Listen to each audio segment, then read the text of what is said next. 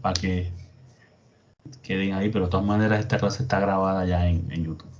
Ya ahí empezará. Entonces, bueno, vamos a hacer hoy una introducción, lo que es la unidad 1. La unidad 1 es una unidad más que nada teórica, es decir, una unidad conceptual. Simplemente vamos a empezar a hacer un poco de hincapié en ciertos conceptos. No sé si ya están viendo ahí la diapositiva. Sí, señor. Bueno, listo, gracias. Entonces, digamos que la unidad 1 es una unidad conceptual. En la unidad 1 lo que vamos a ver vamos a poner de manifiesto ciertos conceptos y a recordar otros que seguro ustedes tienen allá en el baúl de los recuerdos, ¿verdad? Entonces, ahí, disculpen ahí que estaban en inglés. Bueno, digamos que lo que nosotros vamos a hacer en esta asignatura es, digamos, utilizar ciertos principios de la cinética química, y el diseño de reactores, que son el corazón de muchos procesos industriales. O sea, nosotros, pues, como nos estamos formando como ingenieros de proceso, nos vamos a dar cuenta, y los que ya trabajan en el medio, pues se darán cuenta que el reactor es el corazón de muchos procesos, sin demeritar, obviamente, todas las operaciones de aguas abajo, o sea, las operaciones de separación. Entonces, digamos que la selección, ¿verdad? La selección de sistemas reaccionantes, pues, es un punto importante. ¿Para qué? Para la operación segura y económica de muchos procesos. Entonces, cuando nosotros hablamos de reactores, no solo vamos a estar hablando de un reactor químico, no, también podemos hablar de reactores en sistemas biológicos o bioreactores, que eso lo veremos también algo de en esta asignatura, y también sistemas ambientales, ¿verdad? Porque muchos modelos de sistemas ambientales, por ejemplo, modelos de comportamiento de un río, de un lago, o cómo difunde un contaminante o cómo se degrada un contaminante en un río o un lago, funcionan con las mismas ecuaciones que nosotros vamos a aprender. Los modelos son los mismos, ¿verdad? Así que digamos que cuando estamos aquí en esta asignatura no solo vamos a ver, pues, cosas útiles desde el punto de vista industrial, sino desde el punto de vista ambiental y biológico, ¿verdad? Por eso es que vamos a tratar de hacer ese trabajo conjunto con la Universidad de Río Negro. Por ella les propuse unos temas. Estoy esperando ¿cómo es que el profesor de allá, Mauricio, pues proponga otros temas para comenzar. Entonces, digamos que vamos a ver aquí las aplicaciones de lo que es la cinética química al diseño de reactores. Porque el diseño de reactores es parte de tener un modelo cinético. Veremos eso con más detalle. Un modelo cinético simplemente es una expresión matemática que te dice a qué velocidad se degrada o reacciona o desaparece un reactivo en un espacio controlado o un espacio confinado, que es un reactor, porque un reactor no es más que eso. Un reactor es un espacio confinado donde se está llevando a cabo una reacción química bajo condiciones controladas.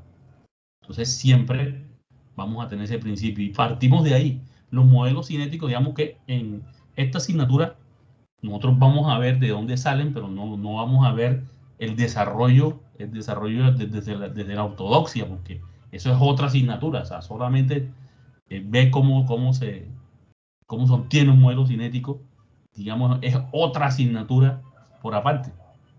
Entonces, los químicos saben un poco más de eso que nosotros, los ingenieros. Entonces, nosotros aquí, digamos que entonces, ¿ves? Que el primer concepto así, ¿ves? Que es una velocidad de reacción o reaction rate, como se dice en inglés. ¿Qué es una velocidad de reacción? Generalmente, la mayoría de los autores lo que pues, utilizan este símbolo, ¿verdad? R sub A, veamos, después como este símbolo menos aquí, o después veremos ahí, ay, ¿eso por qué? Entonces, digamos que cuando tú oyes el concepto de velocidad de reacción, yo sé que lo que te viene a la cabeza, hombre, velocidad, sí, movimiento, y no está lejos, o sea, no está lejos de la realidad. Una velocidad de reacción simplemente es, hombre, cuántas moles de un componente determinado desaparecen en una unidad de tiempo. Y eso es. sea, la velocidad de reacción es eso, ¿eh? Oye, ¿cuántas moles o la cantidad de moles perceptibles a nivel macro, ¿verdad? Perceptibles a nivel macro, que se consumen o desaparecen o se transforman, muy bien, porque no pueden desaparecer, digamos que las cosas no desaparecen, sino que se transforman, ¿verdad?, en una unidad de tiempo. Entonces nosotros, digamos, en un reactor, nosotros vamos a ver, oye, si yo pongo un número de moles dentro de ese reactor en un tiempo cero, oye, a medida que va pasando ese tiempo, ¿cómo va siendo la concentración? Entonces ya aquí otro concepto que seguro no hay problema con eso, la concentración. Entonces yo puedo definir eso como, oye, como la concentración de un reactivo o producto, porque puede ser velocidad de desaparición o velocidad de formación, como un reactivo pues, va desapareciendo o cómo la concentración de un reactivo va cambiando en la unidad de tiempo o cómo la concentración de un producto va cambiando en la unidad de tiempo. Entonces, aquí vamos a trabajar con diferentes tipos de reacciones, aunque no trabajaremos tanto con desde el punto de vista químico, sino desde el punto de vista estequiométrico. ¿La recuerda cuando ustedes en balance de materia para hacer un cálculo, pues, hombre, tienes que tener en cuenta cómo es la estequiometría de la reacción? Es decir, hombre, si dos moles de A se combinan exactamente con una mol de B, o sea, cómo es su relación estequiométrica. Trabajaremos más o menos desde ese punto de vista, no tanto desde el punto de vista de la química, ¿verdad? De la química. Y nosotros tenemos, aunque hay diferentes tipos de reacciones de qué, hombre, de descomposición, por ejemplo, el cumeno, se descompone en benceno y propileno, de composición también, ¿verdad? La famosa reacciones de qué, hombre, de saturación, de el hidrógeno entra y satura un enlace, polimerización también, ¿verdad? El poliestireno, ¿verdad? Donde una unidad funcional se repite n veces formando un polímero. Hay diferentes tipos de reacciones, pero digamos que nosotros, desde el punto de vista químico, pues nosotros los ingenieros tenemos la mala costumbre de simplificarlo todo. Y digamos que nosotros aquí, más que el componente en sí mismo, nos interesa es cómo se relacionan las moles dentro de la reacción. Es decir, si yo tengo, por ejemplo, esta reacción aquí, el tricloroacetaldehído, ¿ya?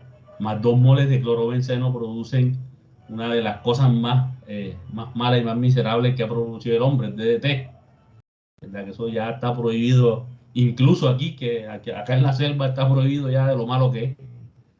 Entonces, yo puedo simplificar que, hombre, una mol de A, ¿verdad? Una mol de componente A se mezcla con 2 moles de componente B para producir, ¿verdad?, una mol de componente C más una mol de componente D. Entonces, lo que a mí me interesa, ¿verdad?, lo que a mí me interesa desde el punto de vista de la cinética, oye, esa velocidad, es decir, cuando yo digo R sub A, ¿verdad?, cuando yo digo R sub A, la letra R viene del inglés rate, que significa velocidad. El menos que usted ve ahí, ¿verdad? El menos que usted ve ahí, hombre, ¿es por qué? Porque eso está expresando la velocidad de desaparición del componente A. Puede que, si yo quiero expresar la velocidad, por ejemplo, de creación o de formación de C, sería R sub C positivo. Pero generalmente las velocidades de reacción se expresan en términos de ¿qué? De los reactivos, porque los reactivos están primero. Y más importante aún, porque las velocidades de desaparición o de reacción de los reactivos están relacionadas directamente con los productos. ¿Por qué? Por una cosa que se llama las relaciones estequiométricas. Recuerde que cuando usted tiene una reacción química, la relación estequiométrica entre el componente A y el componente B es 1:2. ¿Qué significa eso? Recuerde su clase de balance de materia. Por cada mol de A que reaccione, tienen que reaccionar 2. Llueve, truena, relampaguee, vuelve a venir Jesucristo, lo que quiera. Esa es la verdadera. Es decir, que si yo tengo, por ejemplo, un número de moles que aparecen en un instante, tiene que aparecer el doble. ¿Ve? Es decir, que mol a mol, la velocidad de desaparición de A y B también está relacionada. Es el doble. Porque si yo pongo, por ejemplo, que desaparece una mol por cada segundo, de A, tiene que desaparecer 2 moles de B en el mismo tiempo. Es decir, la velocidad de desaparición de B es el doble de la velocidad de A, porque están desapareciendo 2 moles en el mismo tiempo.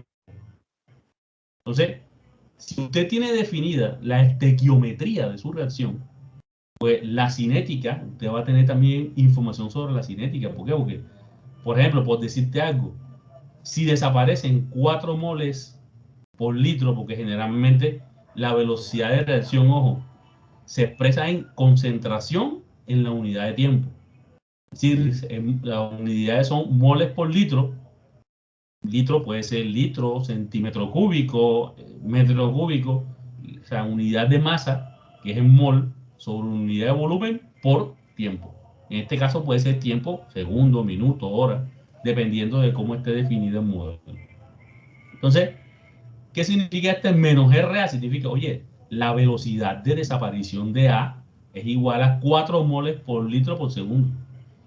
O 4 molar por segundo, moles por litro. Entonces, siempre la unidad es concentración, que es moles por litro, sobre tiempo. Entonces, digamos que siempre usted va a saber que la unidad de velocidad de reacción es concentración sobre tiempo. Y las velocidades de desaparición, tanto de productos como reactivos, están relacionadas. Por eso es que yo no tengo que saberlas todas. Con que yo sepa la velocidad de desaparición de mi componente de referencia, cuando digo componente de referencia, digamos, asimílenlo como, digamos, el reactivo límite. ¿Se acuerdan de ese concepto que utilizaban ustedes de reactivo límite? Bueno, eso más o menos es lo que, ese componente de referencia, generalmente es el componente que se acaba primero. Entonces ese es el que te da los verdaderos cálculos. Entonces, el concepto fundamental es que la velocidad de reacción es unidades de concentración sobre la unidad de tiempo. Y cómo cambia la concentración de un reactivo o producto en la unidad de tiempo. Entonces, se define como la velocidad de reacción o desaparición o de formación de un componente I. Si R sub I es negativo, es porque está hablándote de un reactivo. Porque el reactivo es el que va disminuyendo su concentración. Si el residuo es positivo, te está hablando de un producto, porque el producto es el que se forma. Así de sencillo, claro y pelado. ¿Sí? Algunos, por ejemplo, cuando las reacciones son, por ejemplo, en diferentes, homogéneas.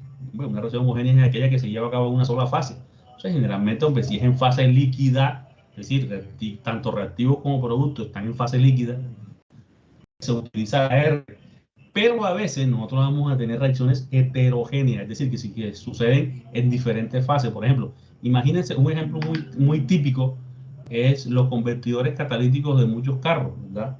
Ustedes, los gases de escape tienen ciertos componentes que pueden ser peligrosos y por eso los pasan a través de ¿qué? De un reactor de lecho empacado. Dentro de los carros eso es un tubo que está relleno con un catalizador y esos gases calientes pasan ahí, sufren ciertos componentes y que son hidrocarburos, se rompen y se generan otros componentes que no son tan peligrosos. Entonces hay algunas, veremos reacciones químicas que son en diferentes fases. Por ejemplo, fase sólido-líquido, líquido-gas, gas-sólido. Entonces, generalmente para definir ese tipo de velocidades se usa el R con un apóstrofe. Cuando usted vea el R con un apóstrofe, quiere decir que esa velocidad de reacción es referente a algo, digamos, a una reacción que no es en una sola fase, es en fase, pueden ser diferentes fases. Entonces, ya veremos eso más adelante.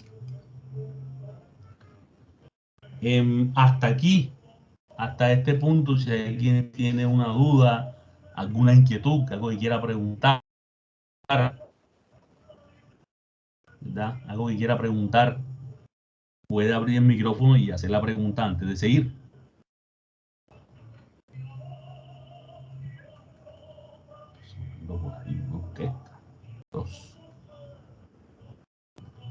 Bueno, vamos a seguir entonces adelante.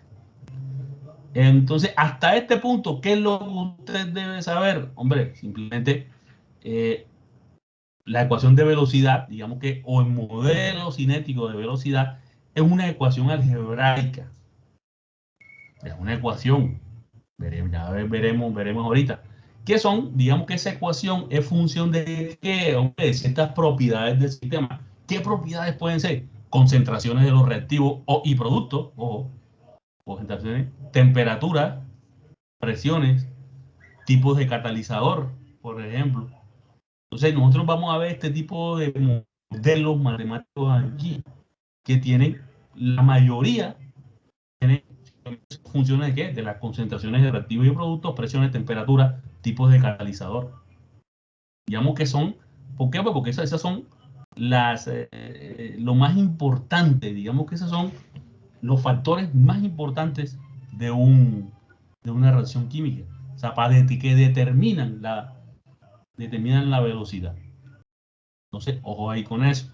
La temperatura es algo extremadamente importante. Ahora veremos por qué. Entonces, tipos de modelos, por ejemplo, aquí podemos verlo en general. ¿Verdad? Si la velocidad de desaparición, por ejemplo, de un componente es igual a ¿qué? A una K, que es en función de la temperatura. Esa K, seguro que ustedes la tienen, es la K de Arrhenius. ¿Se acuerdan que la K de Arrhenius simplemente es lo que dice, digamos, o la famosa constante de Arrhenius, que es función de la temperatura? Y eso es lo que te dice o lo que te da son el porcentaje de choques efectivos. Cuando yo digo choques efectivos, recuerda que para que haya una reacción química, reactivos y productos pues tienen que chocar, ponerse en contacto. Entonces, la carga de Arrhenius lo que te da es, oye, todos los choques moleculares no van a desembocar en una reacción química. Entonces, la constante de Arrhenius lo que te da es qué porcentaje de esos choques moleculares desemboca en una reacción química. Y obviamente, si tú subes la temperatura, aumentas la energía cinética de los choques, y los choques van a ser más fuertes. Claro, eso se ve más cuando tenemos, por ejemplo, gases. Cuando tú calientas un gas, ¿qué pasa con las moléculas? Empiezan aquí a ganar energía cinética y a chocar unas con otras. Si tenemos una reacción, las reacciones en fase gaseosa y también las reacciones en líquida, pues son muy susceptibles de la temperatura. Es decir, a lo que tú aumenta la temperatura, aumenta la velocidad de reacción. Entonces, los modelos más clásicos o más fáciles de velocidad, generalmente es una multiplicación de una constante que es función de la temperatura, que esta es la fórmula, recuerden la fórmula de Arrhenius, por otra parte que es función a qué, de qué, de las concentraciones tanto de reactivos como de productos. ¿Okay? Esto puede tener cualquier forma. Entonces, si nosotros vemos aquí en esta misma diapositiva, por ejemplo, si yo tengo una reacción A, produce producto, es decir, el reactivo A se descompone y forma otra cosa.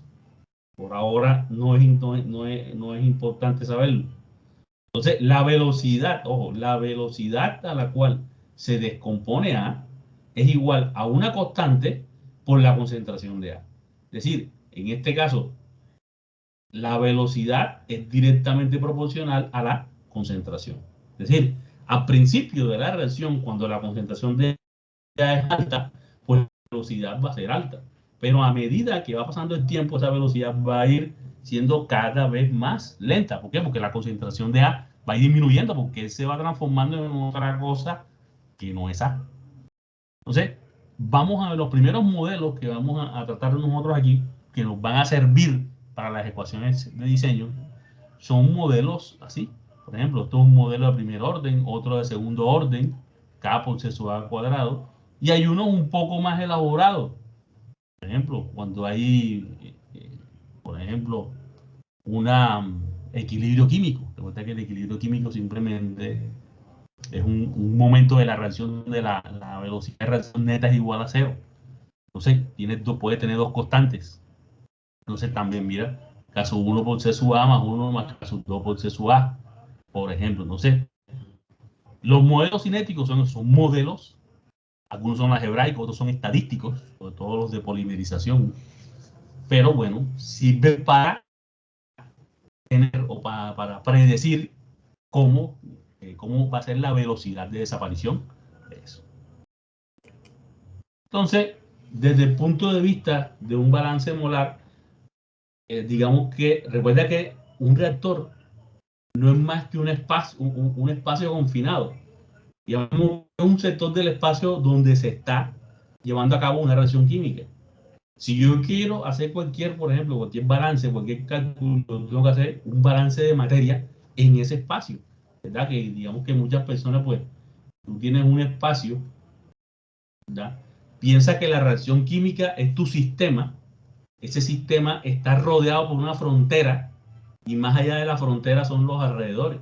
Entonces, el sistema piensa que es tu reacción química. La frontera es el reactor.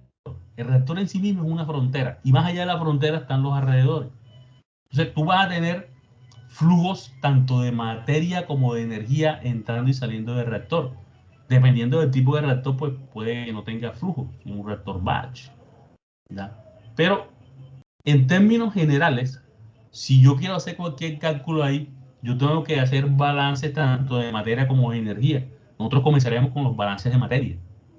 Luego, más adelante iremos con los balances de energía. Entonces, piensa que si tu reacción química es tu sistema a estudiar, tu frontera, que es esta línea, es tu reactor, y tú tienes flujos de entrada y de salida, por ejemplo, tú tienes en ciertos tipos de reactores, tú tienes constantemente entrando reactivo, constantemente saliendo producto y reactivo no reaccionado. Entonces, si yo quiero hacer cualquier cálculo, tengo que hacer primero un balance de materia. Entonces, recuerda que un balance de materia simplemente es, por ejemplo, tiene, por ejemplo, la velocidad de acumulación de un componente I dentro del sistema, moles sobre tiempo. Ese puede ser un reactivo o un producto, ¿verdad? Porque tú puedes hacer el balance por cada uno de los componentes. Entonces, yo digo, hombre, si yo tengo un componente I, yo sé, oye, ¿a qué velocidad se está acumulando en el sistema ese componente? ¿Es igual a qué? Al flujo de entrada de ese componente más, ¿verdad?, la velocidad de formación de ese componente menos el flujo de salida. Ahora, si yo quiero hacer el balance de materia de un reactivo, este término de velocidad de reacción, ¿verdad?, es negativo. ¿Por qué? Porque recuerda que eso es una velocidad de desaparición, ¿verdad? Si yo comienzo haciendo el balance para un reactivo, yo digo, bueno, el flujo de entrada del reactivo menos la velocidad de desaparición menos el flujo de salida. Si el reactor se transforma totalmente en el reactor, pues mira, eso es cero. Pero generalmente en muchos sistemas son raros los sistemas que tengan, recuerda que ese concepto se llama conversión, ¿verdad? Conversión es la cantidad digamos, de reactivo que se transforma en producto. Son muy raros esos procesos. Aquí tenemos uno, el reactor de oxidación catalítica de Yara, por ejemplo. Él tiene una conversión casi del 100% de amoníaco, ¿verdad? Eso es un reactor catalítico, tienen ellos allá, un reactor heterogéneo catalítico que utiliza una mezcla de aire y amoníaco y lo transforma a través de la reacción en NOx. Pero bueno, eso son otras historias. Entonces, si yo quiero saber, oye, ¿cómo relaciono yo ese balance de materia con la velocidad de reacción? Pues yo tengo que sacar, ¿verdad?, una ecuación. Vemos aquí en la próxima diapositiva, ya lo tenemos desde el punto de vista matemático. Desde el punto de vista matemático, la acumulación en el tiempo de un componente del número de moles, pues eso es una derivada. Esa es la derivada del número de moles con respecto al tiempo dentro del reactor. ¿Y eso a qué es igual? Pues a un flujo de entrada de ese componente más, ¿verdad?, generación o gasto, la G, yo la interpreto como generación o gasto, menos el flujo de salida de ese componente. ¿Por qué te digo que la G es como generación o gasto? La G es porque si yo hago el balance de un reactivo, pues va a ser el gasto, porque ese va a gastarse. Si yo hago el balance de un producto, ese producto va a formarse. Entonces puede ser, dependiendo, pues se le pone su velocidad de generación o velocidad de desaparición. Entonces, como esto, recuerda que las unidades tienen que ser consistentes, pues esto tiene unidades de qué, hombre, ¿ves? De moles por tiempo. ¿Ves? También, flujo, moles por tiempo. ¿Ya? Esa G tiene unidades de gramomol o monomol, llámalo mol, sobre tiempo. Digo, bueno, ajá, ¿y dónde entra la velocidad de reacción aquí? Entonces, aquí está el trick, ¿verdad? Yo en vez de poner este término gramos por o digo moles por tiempo, sobre tiempo, yo utilizo la velocidad de reacción que es moles sobre tiempo por volumen y yo multiplico ¿por qué? Por el volumen del reactor. Recuerda que nosotros estamos aquí en un espacio confinado y generalmente para hacer este balance se asume que el volumen es constante. Entonces yo en vez de poner este término así solamente, velocidad de consumo, por ejemplo, en moles por segundo, yo pongo velocidad de reacción multiplicado por el volumen. Ustedes ven aquí las unidades, ¿ves? Las unidades de litros aquí se van con los litros aquí y queda consistente. Entonces, de esta manera, yo en el balance de materia, un balance de materia común y silvestre, yo introduzco lo que a mí me interesa, que es la velocidad de reacción. A mí lo que me interesa es eso, es introducir, ¿para qué? Para yo tener ese modelo, cualquiera que sea, ya veremos, ya eso lo veremos después, metido dentro del balance de materia. ¿Por qué? Porque a través de ese balance de materia yo voy a sacar las ecuaciones de diseño. Es el mismo balance para todos los tipos de reactores. Entonces, bueno. Por lo pronto, vamos a dejar la película hasta ahí. Entonces, mi recomendación para la próxima semana. Usted va a tomar, ya sea, como usted quiera, puede ver otra vez este video.